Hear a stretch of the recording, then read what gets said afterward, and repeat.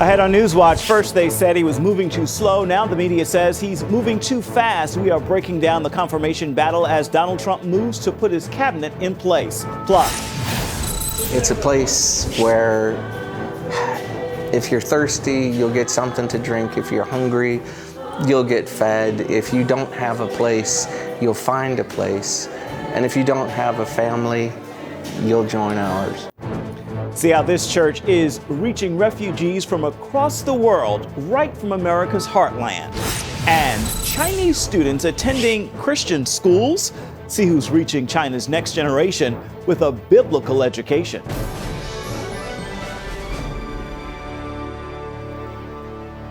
And thank you so much for joining us for CBN Newswatch. A big confirmation fight begins this week on Capitol Hill. Republicans want to move quickly to put President-elect Donald Trump's cabinet in place. But Democrats say the confirmation process is moving too fast. Our Gary Lean has more from the road to transition. 2 Trump cabinet confirmation hearings are scheduled for Tuesday, 5 more on Wednesday. Among them, Senator Jeff Sessions for Attorney General, Betsy DeVos for Education, Mike Pompeo at CIA, Rex Tillerson for Secretary of State, and Elaine Chao for Transportation.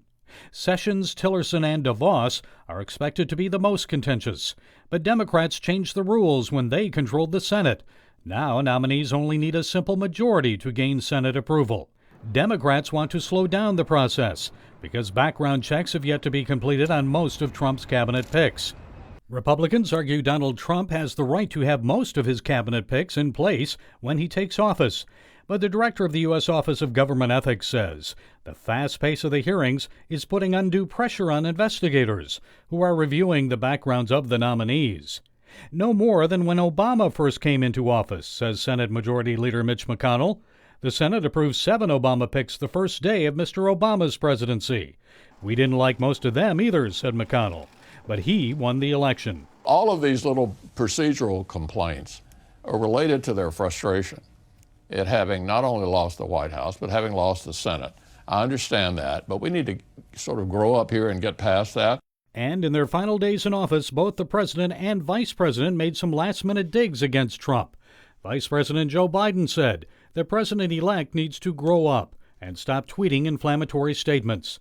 And President Obama suggested the same in a final interview with ABC's George Stephanopoulos. Mr. Obama said Trump needs to learn the difference between campaigning and governing. As soon as you walk into this office after you've been sworn in, you're now in charge of the largest organization on earth. You can't manage it the way you would manage a family business. The president also says he thinks his signature law, Obamacare, will survive, though he admits it may be called something else. My hope is that the president-elect, members of Congress from both parties, look at where have we objectively made progress, where things are working better. Don't undo things just because I did them. And Friday, after an intelligence briefing on Russian hacking, the president-elect admitted Russia, China, and others are consistently trying to hack a number of U.S. institutions. He responded to intelligence agency findings that Russian President Putin ordered the hack of the DNC computers, saying there was absolutely no effect on the outcome of the election. While many members of Congress have expressed concern over the vulnerability of the United States to foreign computer hacks, many express doubts and say there's little substance to the intelligence reports. Among the skeptics is former CIA Director Michael Hayden, who said he had a sense of disappointment about a lack of specifics after reading the intelligence report. Regardless, even those who believe the U.S. intelligence findings on Russian hacking fell short. There's growing consensus throughout Washington that the government and U.S. corporations need to beef up anti-hacking cybersecurity efforts. Gary Lane, CBN News. Snow and ice covered the roads in 49 of our 50 states over the weekend. Winter Storm Helene swept across the country. Thousands in Oregon were left without power and had to weather the dangerous roads. Little slushy, no, I wouldn't want to climb a mountain. We from Colorado, and when it snows, it's a good thing. It's not such a good thing here. Warmer weather is on its way this week for parts of the country, so the ice and snow shouldn't last. Temperatures will climb to the 40s, and in some spots, it'll actually rise to the 70s. In the Midwest, the highs are expected to reach nearly 80 degrees. by the weekend. The Iraq War veteran charged with killing 5 people and wounding 6 at the Fort Lauderdale airport Friday could face the death penalty. Esteban Santiago admitted he planned the attack, buying a one-way ticket to Fort Lauderdale.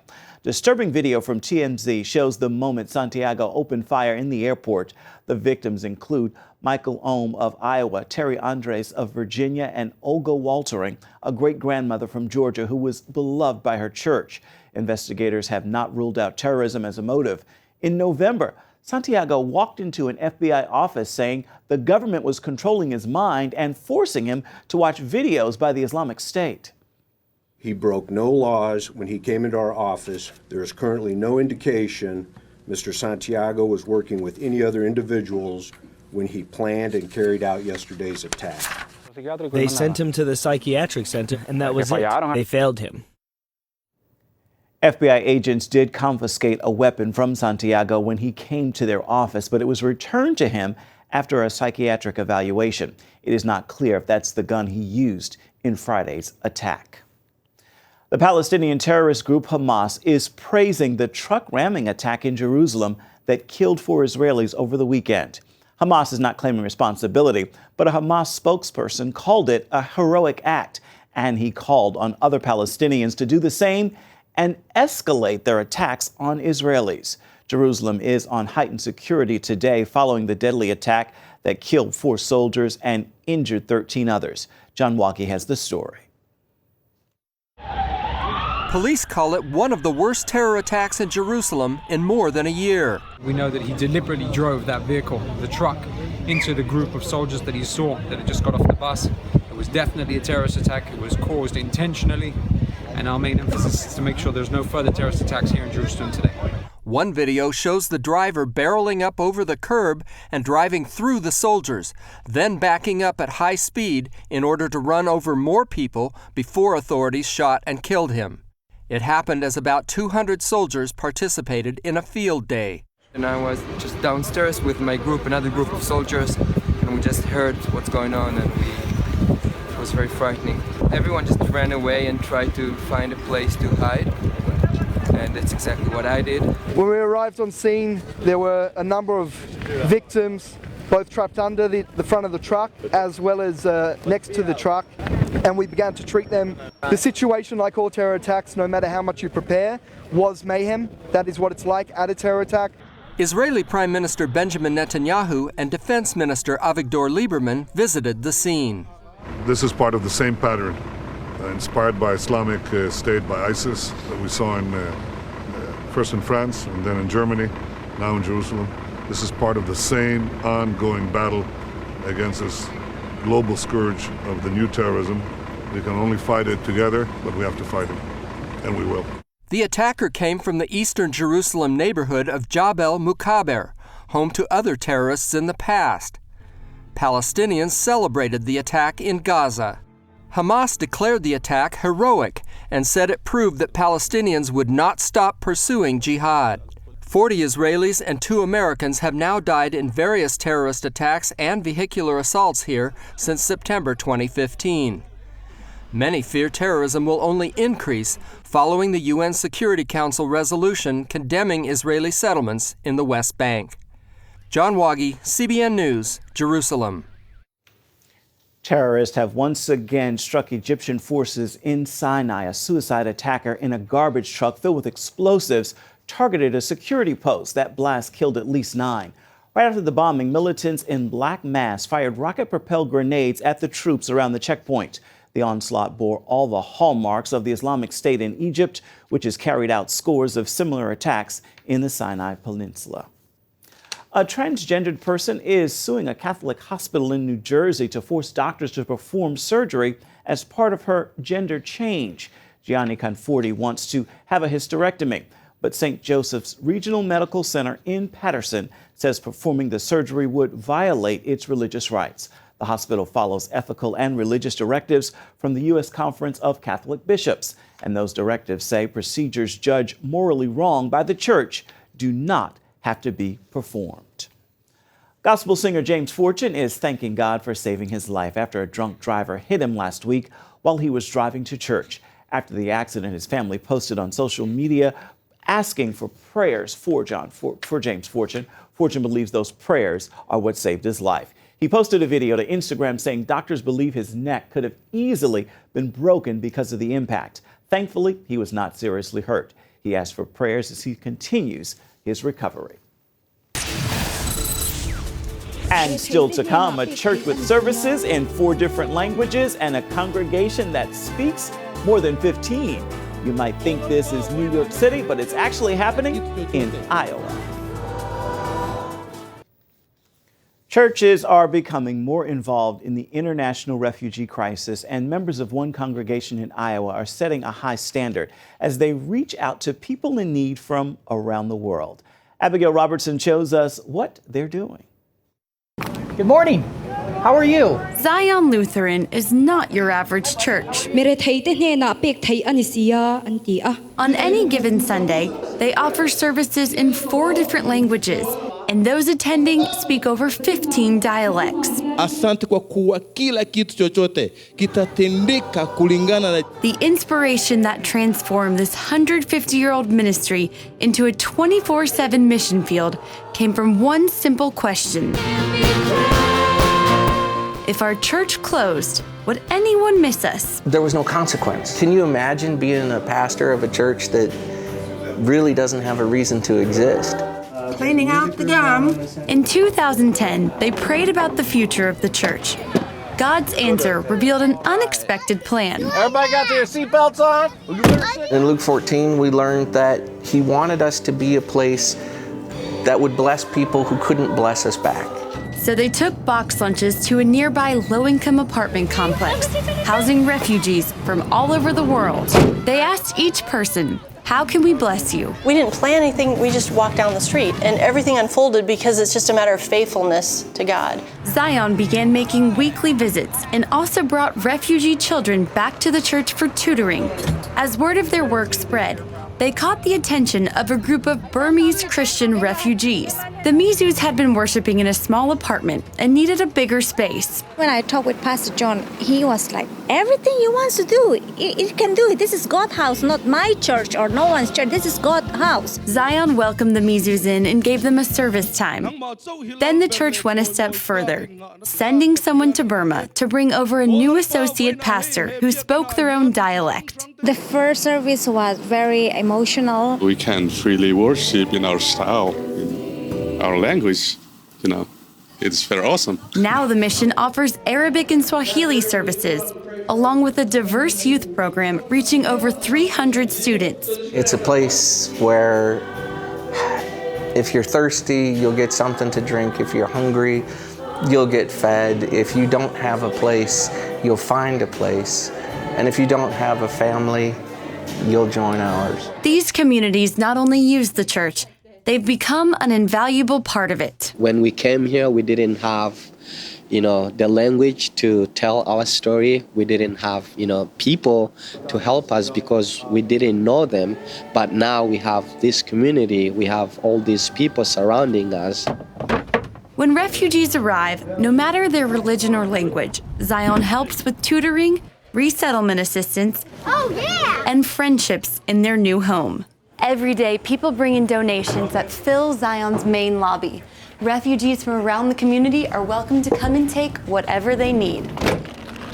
When refugees come, there's a limited time when they need the most, and when you can invest in their lives, say, Jesus loves you, like with these Syrians, It's like, no, you matter, and I care about your eternity. Ministering in this way isn't always easy. Many of Zion's new members lost family to war, and others come from different sides of civil wars. The biggest challenge is being a mission field 24/7. People don't want to suffer, and to walk into the lives of these people is to walk into their suffering and into the suffering of their nations. Zion's slogan is where the nations worship. People say coming here feels like a taste of heaven. We may have different accents in singing, we may play instrument different, but God is one. It's not always easy making a place like Zion work, but on Sunday when all the nations come together to worship God, the result is just beautiful. Reporting from Des Moines, Iowa, Abigail Robertson, CBN News. Here's what federal judge Daniel Mannion wrote last October. Of the nearly 11,000 refugees admitted by mid-September, only 56 were Christian. It is well documented. Refugees to the United States are not representative of that war-torn area of the world. Perhaps 10% of the population of Syria is Christian, and yet less than 0.5% of Syrian refugees admitted to the United States this year are Christian. Next, we'll show you how one organization is reaching Chinese students with the truth of the Bible. China is sending more and more of their elementary and secondary students to school in the United States. The Wall Street Journal reports that number has nearly tripled in the last 5 years, with up to 50,000 of those young Chinese now schooling in America. And some of them are ending up at Christian schools, which have been reaching out internationally in recent years. Chinese education is changing as more American Christian schools open new locations in China. Despite government restrictions on religion, American and Chinese Christians are working together to provide Chinese students with education based on biblical truths.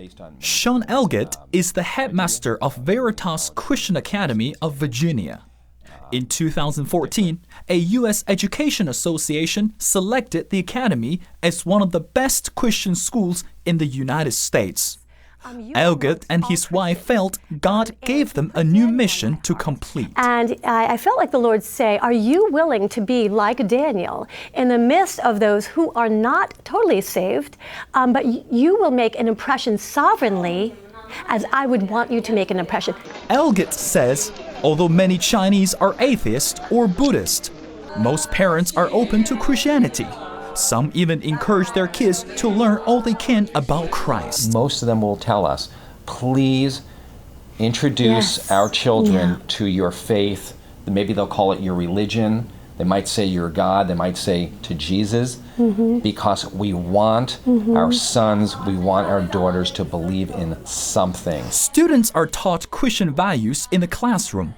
Their teachers spend quality time with them in hopes of leading them to Christ. So they are very, very open. And to be honest with you, it's been much easier to witness to a lot of these Chinese than it is to Americans because of the fact they are coming more or less like blank slates when they get here. So they do get excited when they participate in Christian events. And young children aren't the only one getting excited about Christian education here. Chinese millennials are also open and enthusiastic. Some realize the Bible is not just a book, it is a way of living with pure joy and happiness. Besides reaching academic success, Crystal Lu and Wang Zhaoyuan also accepted Christ. Biblical values from the classroom touched their hearts. Before attending this school, I knew little about Jesus. While I was attending classes, I learned so much about God and His love for His children. My Christian parents are extremely happy that the Lord finally provided a way for me to know Him too. My whole family are Christians today. I also enjoyed having one-on-one conversation with the teachers. When they prayed with me, I felt so much better. My heart didn't feel so heavy anymore. As more Chinese students enroll in Christian schools, Chinese parents are getting involved with the local Christians. Mainly, they've seen their kids' lives change, and they couldn't help asking what's behind it. I see how Christian teachers teach my kids about biblical principles. I wonder if I should know them too. I'm not against it. I want to have discussions with my kids. Chinese parents believe one of their most important jobs is to raise their children to live successful lives. More and more families are turning to religion to create a positive impact on the next generation.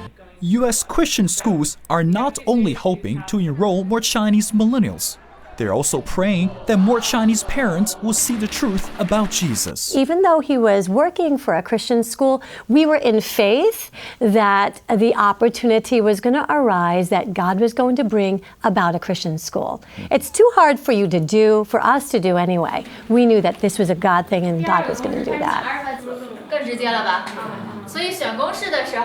Mengfei Li for CBN News, Beijing, China. CBN welcomed the new year with a new studio in Mexico City. It includes offices for production, prayer call centers, rooms for dental humanitarian efforts, kitchen facilities, and a full production studio. The production studio has already been put to use production on the launch of a Mexican version of the 700 Club called Viva Más, meaning live more in Spanish. It's already started. The show will be hosted by well-known music and TV personalities Nadia Ovan and Alan Fernando. You can learn more about what CBN is doing around the world by logging on to cbn.com/international.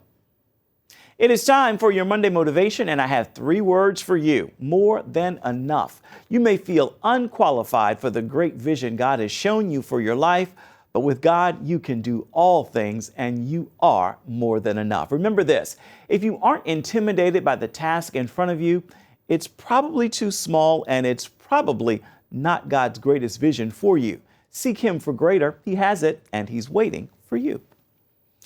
That is going to do it for this edition of CBN Newswatch. Remember, you can always find more of our exclusive coverage of the issues you care most about at cbnnews.com. We'd love to hear what you think of the stories you've seen here today. You can do it on Facebook, Instagram, and Twitter. Hope you'll join us again right here next time. Make this a marvelous Monday. We'll see you tomorrow.